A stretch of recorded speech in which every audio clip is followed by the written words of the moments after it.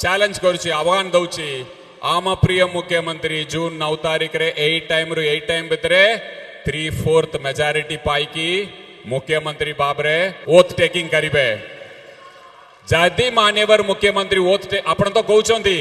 आपणकर हवा चलुची परिवर्तन रा हवा चलुची मु एते दम रे कहउची आम प्रिय मुख्यमंत्री आछंती जदि आम प्रिय मुख्यमंत्री हेबे नहीं मु जो भी भाषण देछि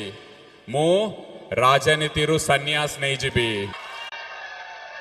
आपणकर जदि दम अछि आपण तो केंद्र मंत्री मु तो जणे गमछा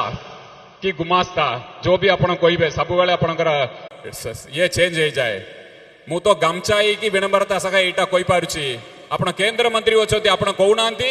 बीजेपी सरकार 3/4 मेजॉरिटी रे आछि जदि आसीबो नहीं ताले मु राजनीति रु सन्यास नेबे बोली कहंतु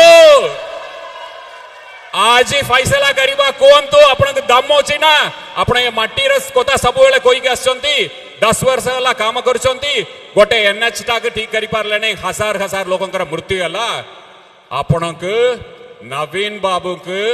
अशालीन भाषा रे असम्मान करिकी कहबार दम कोउट्रु आसिला गोटे पंचायत आपण जीति पार नांती गोटे वार्ड मेंबर जीति पार नांती डारिकी आसिले ढेंकानाल रु संबलपुर